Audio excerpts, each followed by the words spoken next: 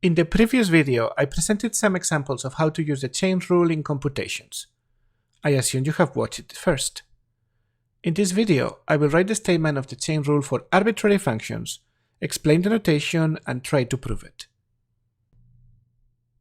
Here is the equation for arbitrary functions f and g.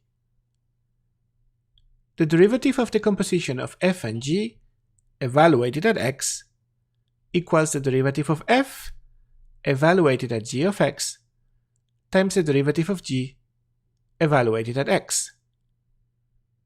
I know that some students find calculations with specific functions easy, but get confused when I write the chain rule this way. I will try to unpack this formula slowly with an example. Let's say I want to take the derivative of the square root of x cubed plus 1 with respect to x. This should be familiar if you have watched the previous video. I can write this quantity as f of g of x, where f of x is root of x, and g of x is x cubed plus 1. F of g of x is the same as the composition of f and g evaluated at x. I know not everyone is comfortable with this notation for composition, so let's clarify it first. For this video, I want to be very strict and distinguish between the name of a function and the value of that function at x, which should be a number. For example, I may call a function f, and then its value at x is f of x. Notice that if x is a number, f of x is also a number. F of x is not the name of the function. The name of the function is just f. For example, there is a function called sine. Sine by itself is not a number. It is the name of the function. But sine of x is the value of this function at x, which will be a number. Now let's get to composition. For functions f and g, f of g of x will be a number, as long as the domains are right. But what is the name of this function? We normally write it f little circle g, and we read this f composed with g. So the name of the function is f composed with g, the value of the function at x is f of g of x. You may think I am being overly pedantic in making this distinction, and I admit that it is common to abuse notation and confuse f and f of x, but there are a few situations where we have to be very careful with this distinction, and this is one of them, as I will explain in a moment. Okay, back to what I was doing. In this example, what is each one of these three quantities? First, I have the derivative of the composition. The composition at x is this quantity. When I take the derivative of the full function, it is the derivative with respect to x. So this first term is the derivative with respect to x of square root of x cubed plus 1. Second, I have the derivative of f, evaluated at g of x. F of x is root x, so f prime of x is 1 over 2 root x. But instead of at x, I need to evaluate it at g of x, which is x cubed plus 1. So I get 1 over 2 root of x cubed plus 1. And the third piece is the easiest. G of x is x cubed plus 1, so g prime of x is 3x squared. That's it. This is the chain rule. Notice that I do not have any way to write this first term nicely, other than using the notation for composition. And that's why I was being strict with the notation.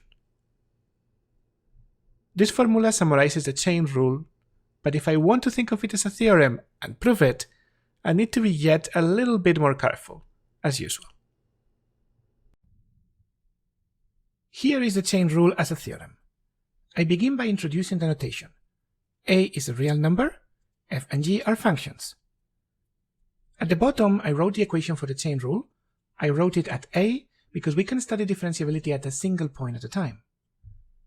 The theorem, like most theorems, is an if-then statement. What are the hypotheses?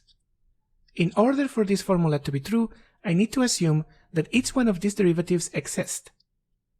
So I assume that g is differentiable at a, and I assume that f is differentiable at g of a. Then, I conclude that f composed with g is differentiable at a, and that the equation is true. But notice that if f or g are not differentiable, then the composition may or may not be differentiable. We cannot conclude anything in that case, and we cannot use the chain rule in that case. We have a theorem. Shall we try to prove it? I can write the derivative of the composition at a using the definition of derivative as a limit. I am going to multiply numerator and denominator by g of x minus g of a, which shouldn't change anything. And then I can use a limit law to write this limit of a product as a product of limits, assuming the two individual limits exist. Look at the second limit first. This is g prime of a, and I can say so because we are assuming g is differentiable at a. The first limit will be a bit more interesting. I am hoping that this is the derivative of f evaluated at g of a. Let's write f prime of g of a as a limit. I will use a different variable, u, so as not to get confused. It is the limit as u approaches g of a of f of u minus f of g of a over u minus g of a. It looks similar enough. Notice that g of a is just a number. In this new limit, the variable is u. In the original limit, I instead have g of x. I am tempted to say that u equals g of x, and as x approaches a, u approaches g of a, because g is continuous. Strictly speaking, what I could be doing is composing the function in this limit with the function g. Limits of compositions are a bit delicate, but before making sure this works, I should pay attention to an even bigger problem. Right here, in the second step, I multiplied and divided by g of x minus g of a. What if I divide it by 0? We know when x is approaching a that x is not a, but g of x may still be g of a. For this proof to work, I need an additional condition. I need that when x is close to a but not a, g of x is not g of a. And unfortunately, this is not always true. For example, for this function, on every small open interval centered at 0, there are plenty of values x where g of x equals g of 0. The proof could not work for this function at all. Sadly, this is not a proof. I still find it an interesting argument to consider, because it is such a natural thing to try. And for most of the functions we usually work with, it could be a valid proof. This argument can be fixed into a correct proof, but it is cumbersome. There are better options. There are cleaner proofs that are fully rigorous, using more sophisticated tools. I won't write them here. If you study multivariable calculus, you will probably learn one of them. To finish the video, I want to rewrite the chain rule using Leibniz notation. This will come in handy in physical applications. Here is the formula again. This time, let's assume we are working with physical quantities, and let's give them names. I will say u equals g of x, and y equals f of u, which is also f of g of x. With this notation, g prime of x is the derivative of u with respect to x. What is f prime of g of x? It is the derivative of y with respect to u.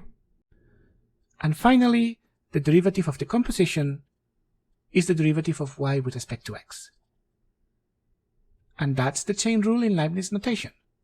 This notation is very suggestive. It suggests just cancel the du's. But of course it is not that simple.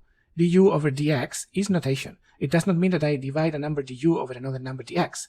The notation has to be understood in terms of limits. Still, it is a convenient way to remember the statement of the chain rule.